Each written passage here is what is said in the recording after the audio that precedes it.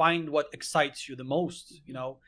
If the nature excites you the most, then go there, and then you can start learning about it, like analyze it, and stuff. So in the beginning, I would say, just find an artist that you really really admire,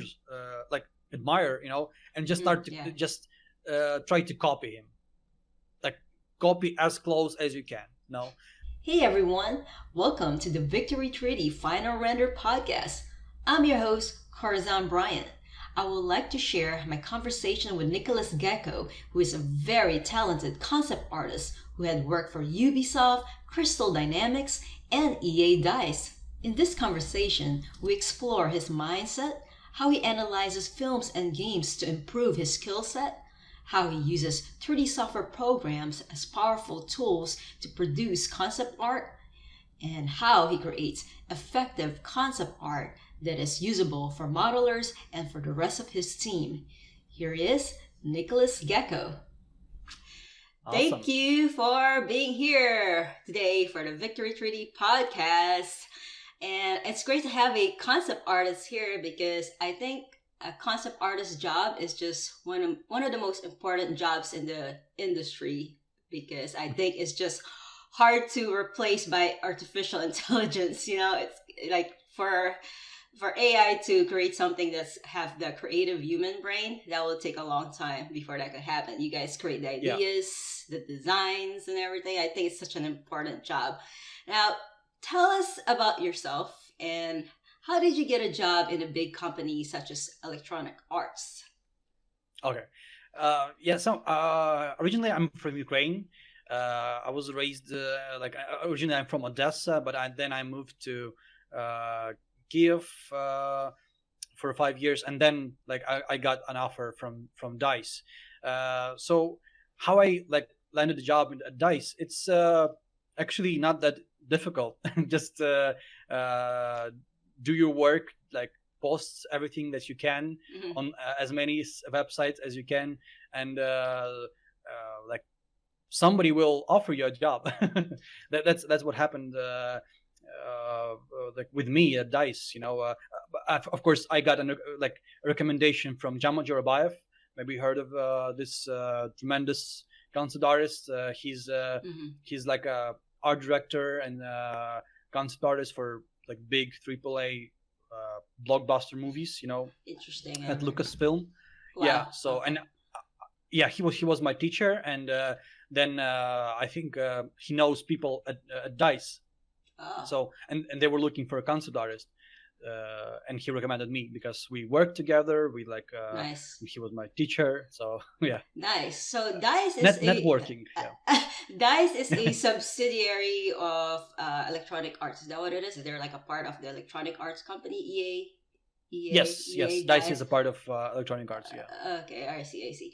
And I see that you got recommended by your professor. So how important is that? Going to school, and then you got to show that you're actually doing your work, and you got to show that you are open-minded to learning stuff, because you never know who you're gonna meet. It could be your professor there. That could be, recommending you for your first job in the industry.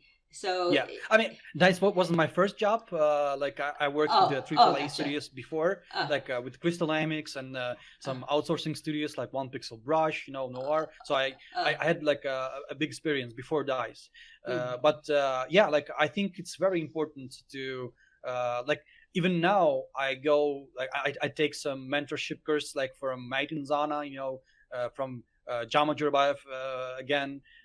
So I think it's really really important to learn new stuff and to show your professor, like you said, that you're capable of doing something great, and you're open-minded and you can learn fast, because most of the professors, teachers in the industry, they're active working guys, working professionals, right?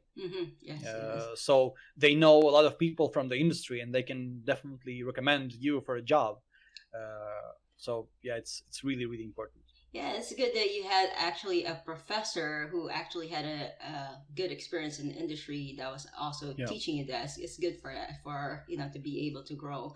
And it looks like you had experience, you said, in Ubisoft and Crystal Dynamics. And before Yeah. you had all the experience working for AAA game industry, like what was your first AAA industry job experience was in Ubisoft?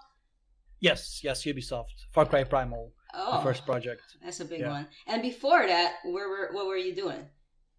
It was like jobs for smaller studios like hidden object games, Mm-hmm. that kind of games that grandmas like would play in a web browser, or kids like under for Stuff that nobody really heard.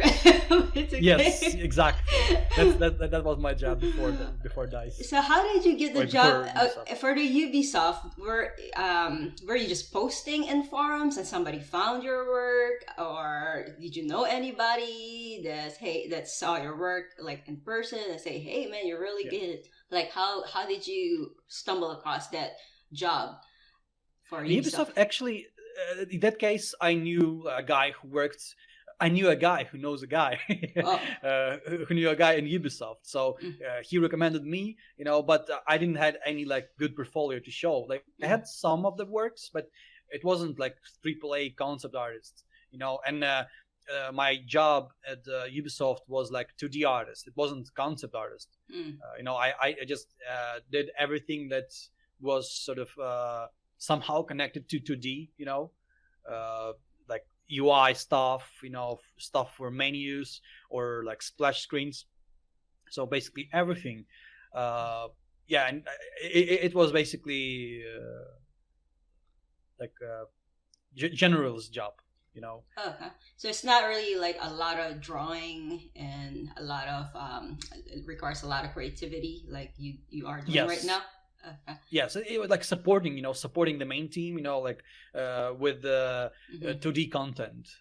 So it wasn't like generating new ideas. But what I was looking there is again I was looking for experience, and for like I wanted to see how the AAA games was made. Oh yeah.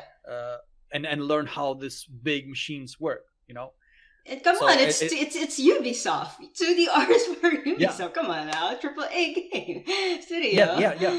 And before that, exactly. You were working for a very small company, and that's just to build your portfolio. Which is a good thing. A lot of people have to start out that way, right? They have to start out working in very small independent companies before they move up to AAA companies that everybody has heard of, right? Yes. Yeah, okay. And you went to school before you started having all these job experience. You went to like college or? Yeah, I finished like I had a bachelor degree at it's so the name of this university is so complicated, but it's basically was architectural university in Odessa. Oh, okay. So I was learning architecture, but to be honest, the education in Ukraine it's not the greatest, and I don't think no one heard anything about Ukraine universities. Yeah. I mean, I think it's rare to have a good, like really good university anyways. Like the really good ones, I guess. I guess you could tell if they're good if you could see like the teachers that are teaching there, if they have experience in the industry, and if you look at the students' portfolio, if the students' portfolio are really good, I guess that's how you could tell, right? If it's worth it, right? It wasn't the case. It wasn't the case for you. But it's interesting. You went from doing architecture to now doing games. Very interesting. Yeah. I mean, like, it's very similar, to be honest. Like, I mean, in my eyes, for at least, because I think like every architecture starts with concepts. Like you want to see the flow of the building. Like you want to find the style, your unique voice in it. And you're generating the sketches, like, and you don't think how it will work. Like I mean, you think how it will work, but you don't do sort of any calculations, in the beginning. So I liked that part. I hated calculation. Like you mean like the inches, feet, the scale? Yeah, like you have to be like accurate, super accurate, and like reading yeah, floor plans and stuff. yeah, like material resistance. I don't know. I don't know how all these terms in English, but you have to know a lot about like how concrete works with metal. How the metal construction will hold your building.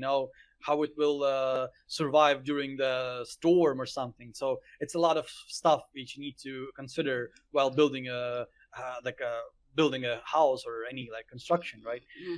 The functionality of it, right? Yes, the functionality. I could just imagine probably for environment artists, they have to take into account while they're building 3D models like that, but probably not to the extent where, because it's going to be built in real life, Yeah. I mean, for the artist, yeah, if it's gonna be a build in real life, you need to be like 100% precise, like very accurate.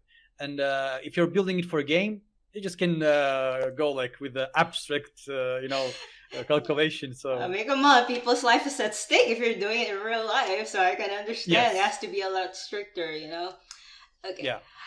Now, I want to ask you this: how does the day-to-day job of a concept artist look like? So let's say you go to work, and do you just like talk to the game designer and they tell you what the game is going to be about, and then you just start doing your magic on Photoshop? You use Photoshop, for most of your concept art. And how does that go? Is that how it is? Can you tell us a little bit more about the process of how does the day go of a concept artist for you? Mostly concept art. Concept art is like a how to say, used for like problem solving.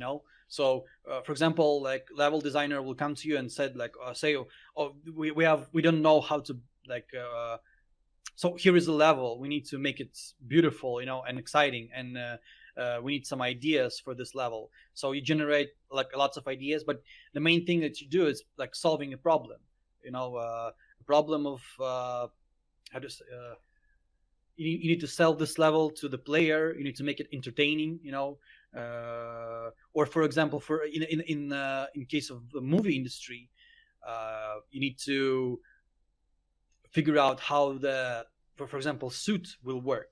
If you're designing Iron Man's suit, and they needed to like fly, or I don't know, lift things. So you need to make an illusion of the suit can fly, or lift heavy things.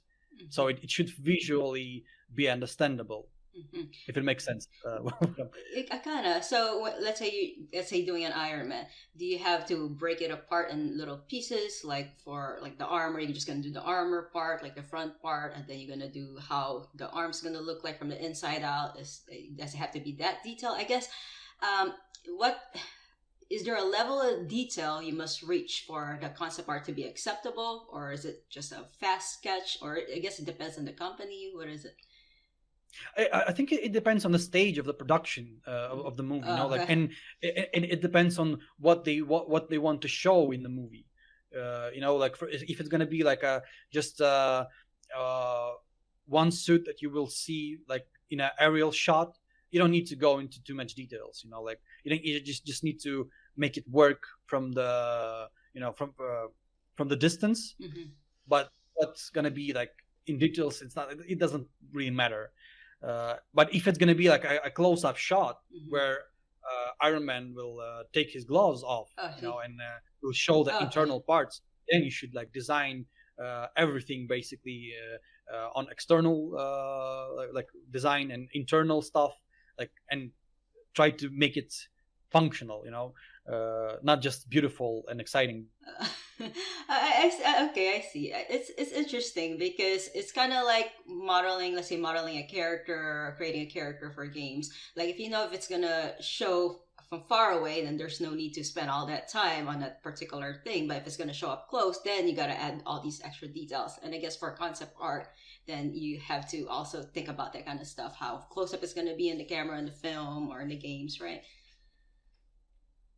I can't hear you. I think there's something wrong. I cannot hear you. Okay. Say something. Can you hear me? I don't hear you. I guess I could edit some parts of this. For some reason, I don't hear you. Okay, let me pause the video recording. All right, so continuing on after a little bit of issue. Okay, how do you create an effective concept art that can assist modelers? I mean, nowadays it's pretty easy because we use so many like 3D software, so the transition between concept and final 3D model became like a lot easier to do, I think. And 3D helps a lot with it, like because usually like what was before, when you have a 2D concept artist and that doesn't use like any 3D software, everything had to be like translated from 2D to 3D, and the filter sometimes can be not very precise. Like a 3D artist, yes. That is doing work, he can understand things in his own way, sort of. And when you do it in 3D, it helps him a lot because he doesn't need to guess sort of what is this brush stroke. Is it a part of the design or it's just a like a visual art I don't know, smudge thing, like just to make it look more beautiful, or it's like really functional part of the suit. So with 3D it helps, it solves a lot of problems, I think. So it's less guessing and more time saved for the company if you're using exactly. ZBrush. You use ZBrush or 3D Code? Oh, I'm using a lot of things. ZBrush, 3D Code, Marvelous Designer, Blender, wow. Fusion. Wow. Yeah. So you use all these 3D modeling software programs being a concept artist. So you do it for characters and environments. You use all these 3D softwares. Wow. Both, I think. Like, I mean, yeah, like I'm experimenting a lot with 3D, and with different types of like programs because, for me it works really well because when I'm doing some for example, like some concept art for a robot, I can do it like in ZBrush, and it will make it more organic, or I can do it in with the Fusion 360. It's like parametric modeling, and it will make it like really precise and really like how to say, angular maybe. So it depends on what program you use. It will help you to achieve the final result. Yeah, it will get you to that result much quicker. I guess you're doing quicker. Hard surface, Fusion, organic, ZBrush, 3D Code. Yeah. And let's say you are supposed to create an environment, right? Like environment concept art. Do you start out with 3D first, or you go to Photoshop? Like, what do you do when, let's say, you're supposed to create an environment, like, let's say, a fantasy type environment for a client? Like, what is the first step that you do? Like, you gather references. How long do you spend gathering references? I know that's important. Yeah, that's really important. Like, I think like at least half a day, or even maybe a full day. It will be like gathering references and information. Like more you gather, more you will have like visual bricks to build your house, right? But it's so fun to just start right away. I mean, yes, but like, I mean, I heard this phrase before. Your art, I forgot how it was spelled. You as good as your reference, or something like that. Okay, like your art is as good as your reference. So more reference you gather, more your art will be grounded and functional. If you will take everything from your head, it will be very abstract. I even nowadays I make this mistake, like when I get into the drawing or modeling right away when I get the brief of the assignment or from a personal project, and I'm like spending a day or two on a design and it doesn't work, you know, and then I get back to the reference gatherings stage, you know, and suddenly I have all the answers to my questions, like you know, I have all the reference that I can use to make my design work, you know. How do you keep, like, if you have all these references in front of you, right? I know you say you spend like about half a day to gather all these references. Yeah. How do you, like, I know you have all these photos in front of you while you're doing your work, but how do you keep yourself being creative while looking at the photos? I guess, like some artists, they think that having like a bunch of photos there in front of you, it kind of stifle their creativity. But how do you keep being creative? Oh, no. I mean, for me, it's like totally opposite, because like some reference can inspire me on something, and like what is important is like every artist should gather references more from real life, you know, and real life can inspire you on some awesome things, and I think nature is the best designer that you can find, you know, like on our planet. And yeah, I don't think reference steal your creativity. They actually boost your creativity, and you know, and can inspire on new things that you never thought of, you know, because in your head you can see like one image, and when you can see the reference, you can like sort of make it even better, if it makes sense. Would you say, yeah, I see. I mean, I think it's just gathering a lot of like our creativity comes from experiences, you know, and experiences could come from real life, from nature, you know, movies that you watch, media, books that you read, right? I guess those could all influence your creativity. I mean, exactly. just you know, living in your own cave, you're not going to be creative that way. Yes, right? Yes. You got to explore and experience. Yeah. This is how it is. Now, I understand that the principles of design is like very important, all right, when it comes to doing concept. Is that like one of the things that you have to learn, like, to be really good? Absolutely, yeah. How do you train your eye to become really good at implementing these principles of design to your artwork? Like, how did you get good at that? I mean, like, again, it's finding a good reference, you know, and understanding, like, and not just looking at the picture, but analyze it, you know, like, and when you know these principles, like the principles of composition, the principles of color, you know, you can find these principles in real life, you know, and then you can implement these principles when you understand it, and like you're merging it with a reference, then you can implement it into your own work, you know. So yeah, I think learning a lot and gathering references, that's the best answer. Okay, so that's the best way to do. All right, so for a student, let's say, who's starting out and they want to become proficient in the principles of design, would you recommend that they first analyze things, like take photos in nature, maybe take a photo of an environment, and then they think about and analyze how the principles of design is implemented, or maybe take a photo that they find online or a concept art? How would you have a student like teach them about principles of design? Yeah, I mean, if it's a beginner, you know, like starting out. Yeah, I would say just have fun, you know, like just do whatever you want, you know, because like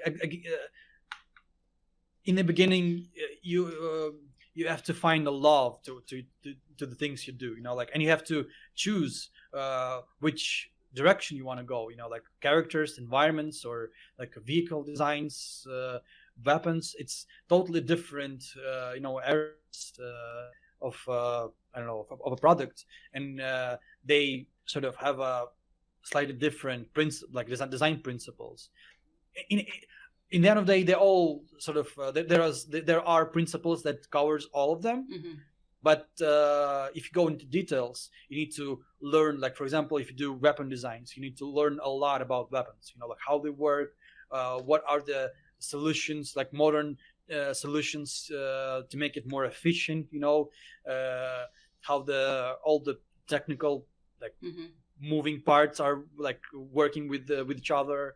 That's a lot of stuff to learn. And in the beginning, I would say just find what excites you the most.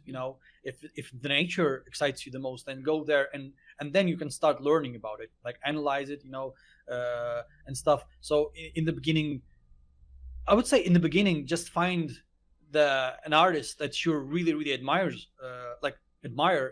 and just start to just try to copy him, like copy as close as you can.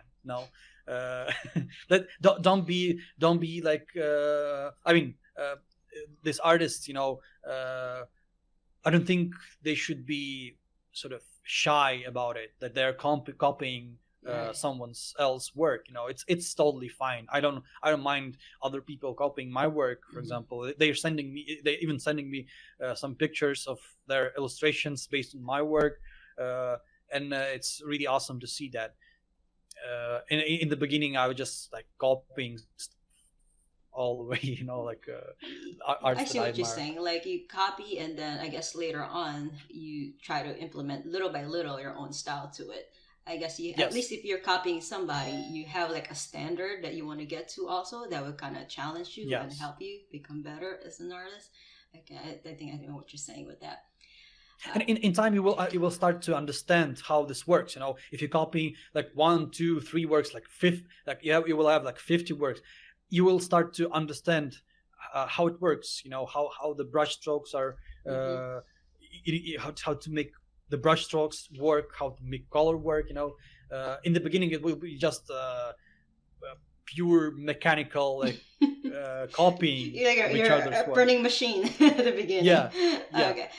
And the next thing you know, you're like analyzing everything. Oh, like that's how he did it. Oh, so this is the tool. Oh, that's how he implemented the principles design in his work. Oh, I see what you're saying. Yeah, exactly. Okay. Now, you're a professional concept artist, and I know working in the industry, even though you're a concept artist, a 3D modeler, character artist, you have to deal with a lot of feedback, right? And how do you handle feedback, and how do you keep track of feedback that the client is giving you? I mean, track, I would say taking notes help a lot. Like even during the call, like when you're sharing screen, if the client gives you feedback, you just make a note on your illustration or your concept art, like here is like I need to do something with this area of your concept. The feedback, it really depends, because sometimes I don't mind any feedback from like people that knows what they're doing. You have to know what they're doing. Yeah. I mean, you meet a lot of people that don't know what they're doing in this industry, and again, trying to give you a feedback, and you know that they're higher ups, or like art directors, and you know that he became an art director not because he's good at art or directing. He just knows a guy who knows a guy. Oh, that's interesting. Oh my goodness. Yeah. So you gotta get the right one. Okay, I got you. Yeah. With this kind of feedback, I would just find another job. But but first think about yourself. Maybe that you're doing something wrong. But I don't have problems with feedback, to be honest. Because mostly people wants to improve your art. Because we are working all together in one boat on the product, and we want to deliver the best result we can. So mostly, like most of the directors I worked with was professionals, like big professionals that I admire, and I follow them since I started working in this industry. So I was like, sort of, I saw the feedback that they giving me as a learning experience. Like, oh, dude, this is cool solution. Oh, you see it that way. That's interesting. I should try it. So yeah. Yeah, you have to work in a place where you actually, I guess, respect the director, the one higher up you, because Yeah. otherwise it'll be hard to listen to someone who's trying to give you feeling like, oh, this guy don't know what he's talking about. Yeah, I mean, Yes. good experience. Yeah. You're growing because it's somebody that you actually looked up to. Lucky you. Yeah. I mean, it happens a lot. Like before the Ubisoft, like when I worked in this sort of no one knows what games. Like I said, I met a lot of people like that way. That they don't really know what they're talking about. And they're trying to give you a feedback, and it sounds like it will not solve the solution. Sorry, it will not solve the problem. It just things that they want to have in the picture, and this is very, like, how to say, taste related feedback.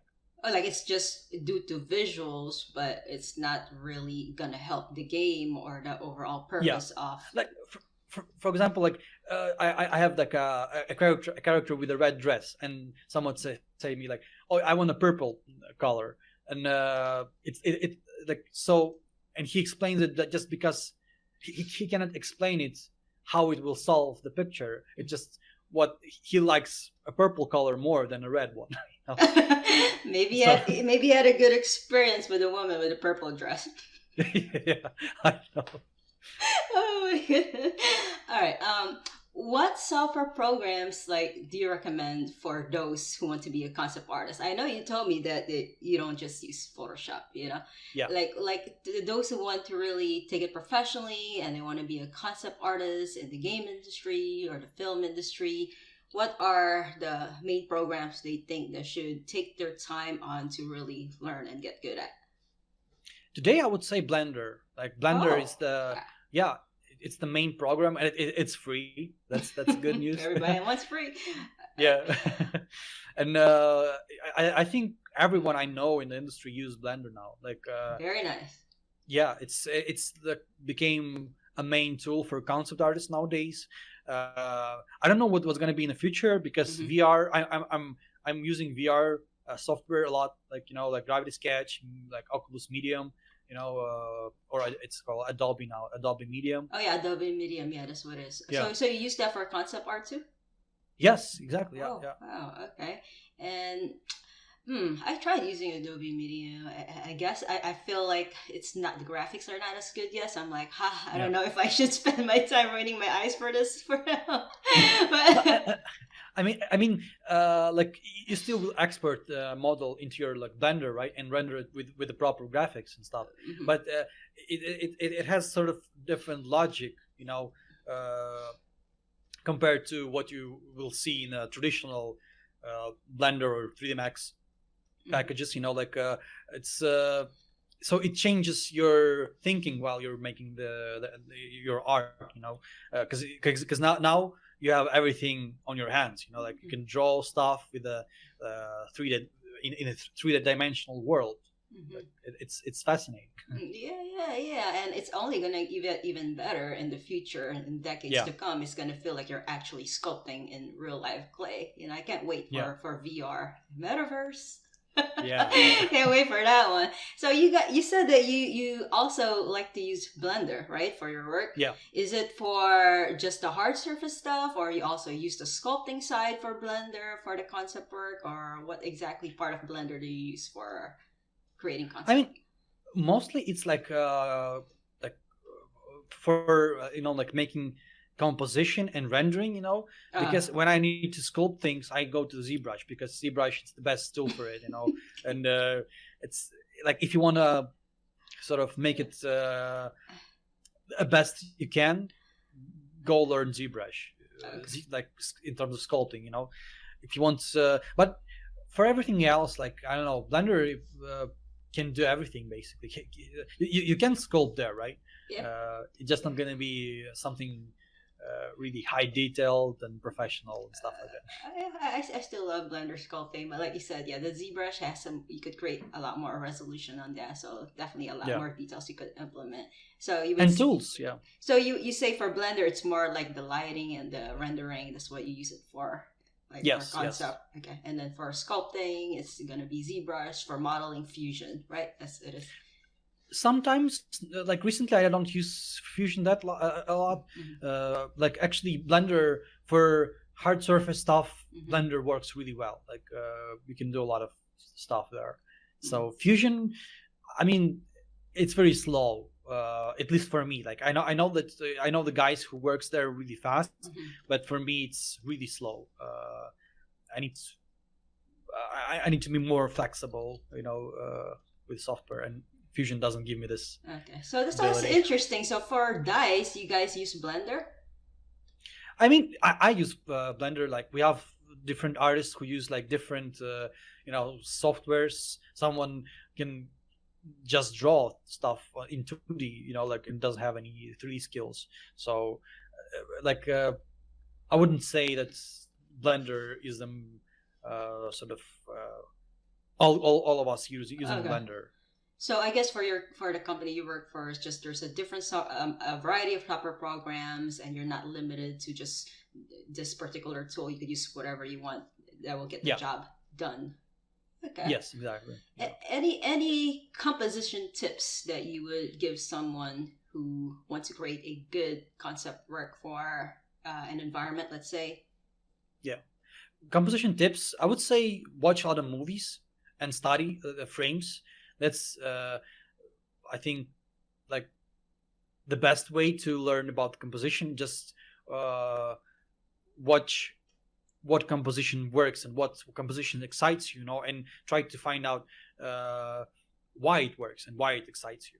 And photography, I think photography, it is really great way to make a cool image, and compositionally cool, and in terms of color, with just your camera. You don't need to model anything or draw. You just can practice with composition just with your camera, so with your phone. All right, got it. So find your favorite movies and figure out what makes them good, right? Yes, exactly. How about for someone who's having a hard time trying to analyze what makes it good? What could they be lacking? Why they're having a hard time explaining the why? I mean, again, like it depends on what stage in your career you are, because if you're like beginner and you just need to have fun. If you're like more advanced, how to say, concept artist, then you can go to and learn more theory. Like I don't know what's good. Framed Ink. That's a good book, I think. I will have to put that for the description below. We could find that. You said it's a book, right? Yeah, it's like a small like book from artist. I don't remember the name. Marco. I don't remember his last name, but it has a few books: Framed Ink, Framed Perspective, and his and a few more. And there he explains it really.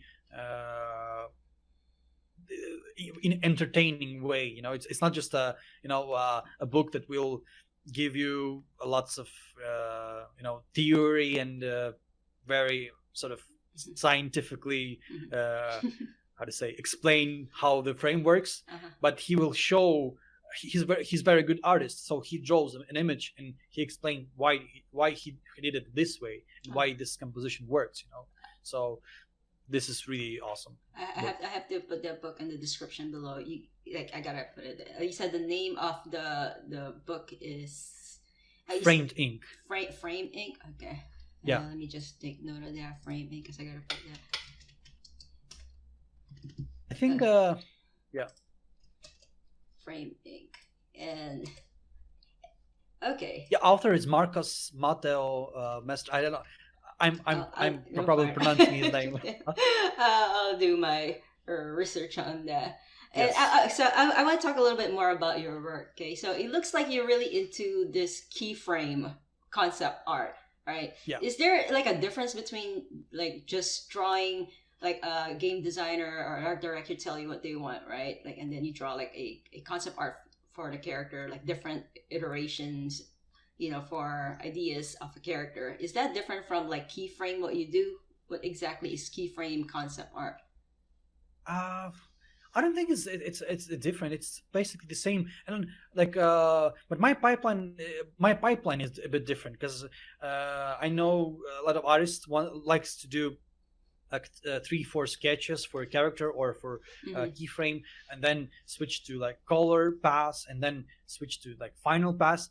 What I'm trying to do is I'm trying to make as final shot as I can, right from the start, like Final shot. Okay. yeah, final quality, you know because I worked a lot in the movie industry, Oh, and I in see. movie industry everything should be done yesterday, so you need to impress and sell the idea Mm-hmm. right away, like you get the brief. Director doesn't have time on black and white sketches, Yeah, yeah. most of the time they need to solve it really fast and then show to like producers to sell the idea of that, Mm-hmm. because it's like a lot of time, a lot of money Mm-hmm. involved in this, and you need to be fast and how Mm-hmm. to say efficient, right? Yeah. uh, And I see that your work there, it looks like it really tells a lot of story, like frame by frame. Like I was looking at the Blade artwork that you made, where he's just yeah, first sitting down, like right by the bed, and then later on there's a close up picture of him, and then later on you see the guys in the hallway slowly coming. It really sets the mood. And then there's a yeah. close up photo of the shoe. I'm like, man, he really did a little bit of 3D on that. I could tell. But Yeah, yeah, yeah. yeah, I like how it feels like a comic book with a comic book with a lot of mood in it. And yeah, how do you come up with that Blade idea there? Right, is you're inspired by that movie, right? I mean, of course, Wesley Snipes movie. Like when I was a kid, like, oh my god, like, it's like that scene with the blood rave party. Remember in the Yeah. basement or something? Oh yeah. It was like something. Yeah. When I was a kid, like it looks so cool. I want to draw it someday. And the shots that you made, it's really good too. Like what you chose there, like showing up close of the shoe, really sets the mood. Yeah. Yeah, very nice. Thank you, thank you. How do you come up with the type of shots that you will need for that will make it so?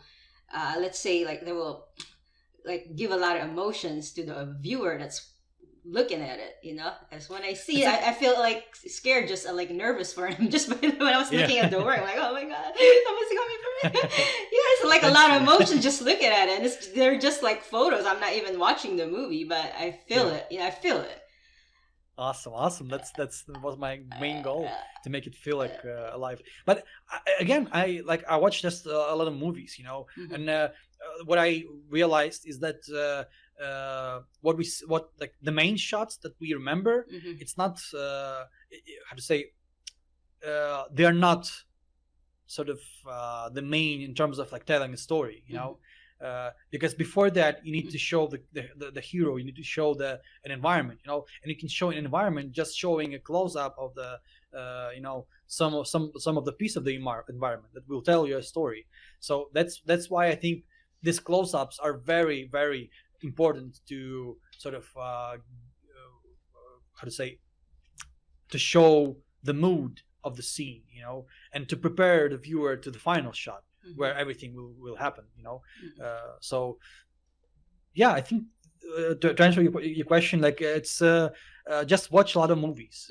That's the best way. Yeah, that sounds like fun. You just watch a lot of movies because I mean, sometimes and play games as well, but it's not that when you try to analyze it, it's not that fun, it's not just fun, because when I'm playing a game, I'm just taking screenshot every like 1 or 2 seconds, like, oh, that's oh, still this is work. awesome pista. Yeah. That is work right there. Yeah, you can't just like Yes, yes. watch. Yeah, it's definitely like doing your research, asking the why, asking those really deep questions about the particular game or movie that you're watching, and Exactly. gathering references. Like who really wants to spend half a day or that? Yeah, I mean, I've played this game, The Order 1886. It's for PS4 exclusive. It is so awesome. Order 86. And I have like a 2,000 screenshots of that game. So yeah, like I just maybe a little bit less. I don't know. It's bit abstract now number, but it was something about it. I was just taking screenshot every second, every 2 seconds. Like, oh, this is awesome character. Oh, this is awesome vista. Okay. Oh, this is solution for composition is great. Like this Yeah. this close up is awesome. Yeah, So like you said, you gotta really have the passion to be able to gather 1,000 or 2,000 shots. yeah, You gotta have yeah, that passion, You gotta be really highly interested in it. Otherwise, you're not gonna put in the work. You'll just probably just watch the game or yeah. remove the film or play games. That's it. But other extra stuff like that, yeah, you gotta be a little crazy. Like you gotta be crazy like Nicholas here. Yeah. The fun thing that I wanted to finish the game, but I couldn't go back to it because I knew that if I play the game, I need to take a screenshots, and so I was like both this feeling of I want to play game and I don't want to play game because I need to do this work because I will not play it again. Like it's too much time. Yeah, you're taking too much of the art side of things, instead of just trying to finish it. Yeah. All right. Now this is the question that I ask everybody before they leave the podcast. All right. Yeah. How do you define victory, and what in your life or something that happened, it could be personally, it could be in your career, anything related to your life that you would consider a victory, and why? I mean, that's a hard question, and I think my answer will be different on every stage of my life and my career. Mm-hmm. Now today is this thing. Tomorrow is gonna be different. But for now, I would say my main goal, my main goal, I would say, is to get this freedom of doing what I want to do. And to shift my work towards creative part, like a creator part, because now I think concept artist is mostly like a service, so you're supporting structure for the bigger product, right? And but when you become a creator, like a director of the movie or director of the game, then you can really talk about things that you care about, and maybe to express your feelings about this or that event or something, or part of your life. So I would say this is the main goal for me, is to become a creator. Yeah. That's nice. So you want to have a much bigger goal to be able to express your vision, right? Exactly. Yeah. All right.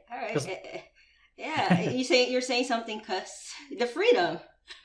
Yes, the freedom. Yeah, it's you have a little bit of freedom as an artist. You get a little bit. You get sketches that you kind of want, but it's not really what you want because it's what the company wants, right? But yes, if you exactly. become the actual creator, it's kind of different feeling. You're actually the one who's doing the ideas right from the beginning, right? And the vision that you want for a particular game or movies. So is this something that you want to do, the films? You want to keep doing stuff for films, or one day you just want to go back to games or films? I don't know. Like I'm open to anything basically, but because when I'm playing Death Stranding, for example, like, and I see, I kind of feel Hideo Kojima, feelings, or I don't know. I see that this game wasn't made by a corporation to get money, to get just only money, like your sport games, or I don't know, most of the multiplayer games. But when you play in something like that, it's kind of touching, and very sort of inspirational, like when you see it like so much love in this game, like Death Stranding or Metal Gear Solid, or I don't know, Last of Us. That's another awesome example of a game that has this love. Red Dead Redemption, I would say. Oh, okay. So you like those kind of games that will stir up emotions, that will inspire others to take action, or to inspire love, yes. Right? Okay. Yes, exactly. Like, All right. So you have a little really nice sweet side to you. you can see by your smile. You see right there. Well, it's the same with the movies. Like you have movies that was made just to entertain you, or you have movies like Neil Blomkamp movies. Like I worked with Neil Blomkamp, and like this is my favorite director of of all time. I think that he's active. I don't know the favorite director because his movies are so personal. Like you can see basically everything in his movies was based on his life. When he's when you hear his podcast with Joe Rogan, for example, he talks about like idea for Elysium, and it's so cool that he can translate his personal experience onto the big screen, and talk to the big audience, about stuff that he really cares about. So that's what inspires me the most, like these people that still want to sort of translate their personal experience. Yeah, and for that deep human connection, right? Yeah. When you watch in the movie, you could kind of identify yourself in that position, their position. Yeah. Yeah. Thank you thank you so much for doing this interview. It's been a lot of fun, and I think that a lot of students would enjoy your insights on especially the concept art and just the way you think and just the way you look at movies and the crazy ways that you try to do research on the game or film that you watch. And yeah, that's very inspiring, I think, the stuff that you do to get better as an artist. Thank you so much. Thank you so much. Yeah, thank you so much for reminding me. It's my first podcast, actually. All right, yeah. I hope first is always going to be memorable. Yeah. I mean, I hope people will enjoy it because I'm so nervous, and I think I talk some nonsense. I see sweat right here. You need to wipe it off. Oh my God. All right. Thank you so much. Thank you. Bye. Bye.